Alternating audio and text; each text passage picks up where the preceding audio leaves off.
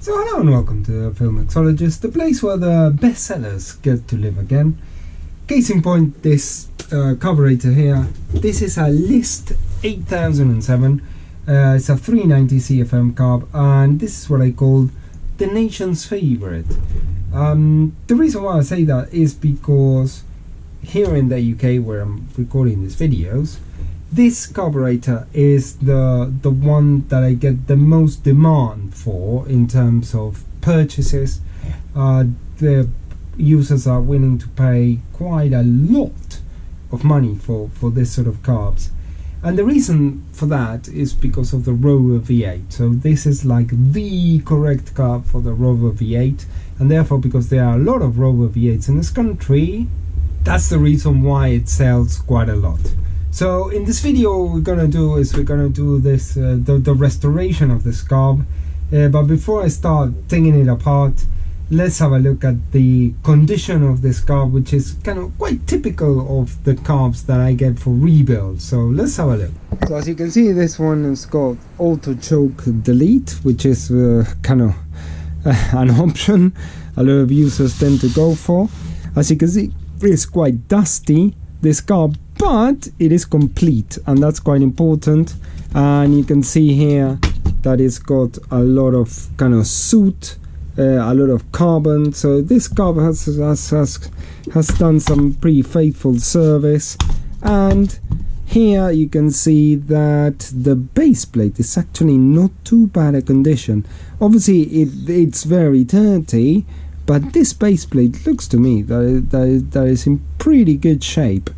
So actually this is quite a good base to start a rebuild. So what I'm going to do straight away is I'm going to commence with the disassembly process, and let's get on with it.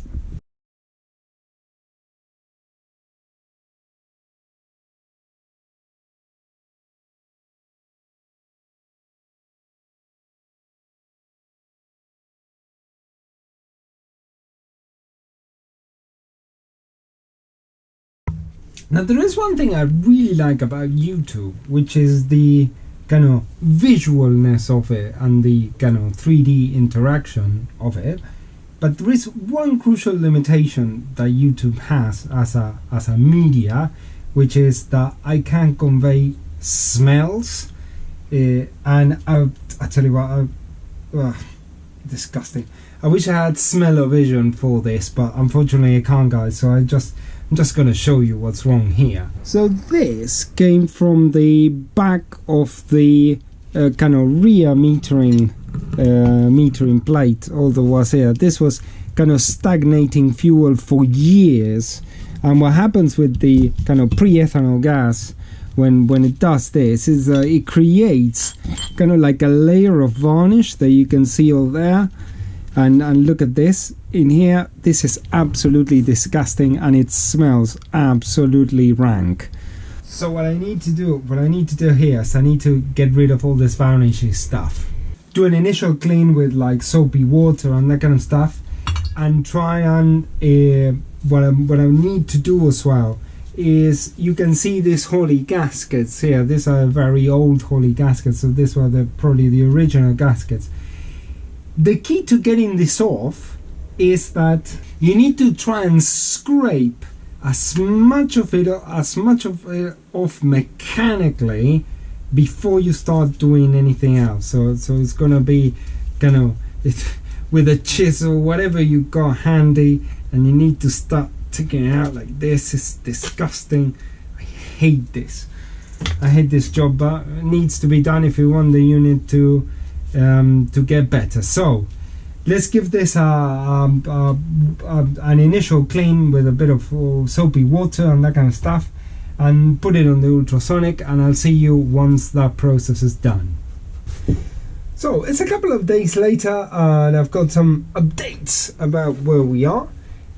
So cleaning process is done, and now what I'm trying to do here is I'm trying to get all the parts ready that I need. Remember that this carb didn't come with a choke. It had been eliminated, so I got all the parts necessary to reinstate the choke.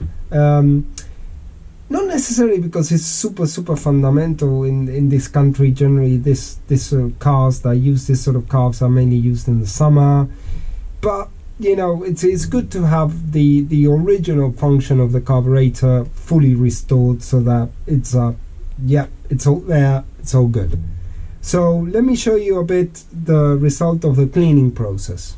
So before I go any further, one thing that is very important if I want to restore the choke is that I'm gonna have to take this off, because there is a vacuum passage here, and that vacuum passage feeds onto the back of here, so therefore this needs to be free from obstruction. So I need to make sure that that's the case, and then assemble the choke a bit later. But I'll show you the results of the cleaning. And as you can see there, hope you can see a little bit better there, this is significantly better than what it was before. It was kind of full of carbon, it was horrible. Same thing with the metering block. Now it's in now it's in good condition. The same thing around here. Obviously all the surfaces have been cleaned, and the primary fuel bowl as well, which was horrible, and now it's in good condition. I need to put the umbrella valve in there, and the rear fuel bowl was always good. I mean, this was never a problem. So now what I need to do is I need to start kind of building this thing up into a complete carburetor, hopefully.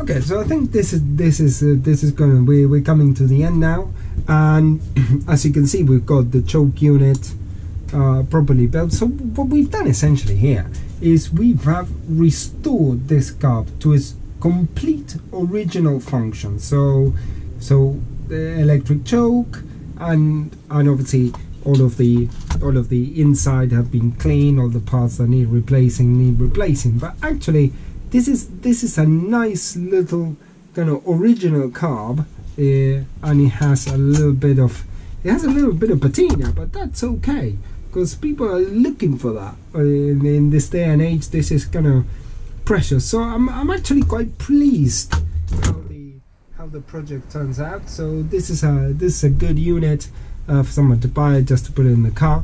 So that, I think this is good enough. So what I'll do is I'll start kind of cleaning a little bit more, packing it, and get it ready for shipment, so to the customer.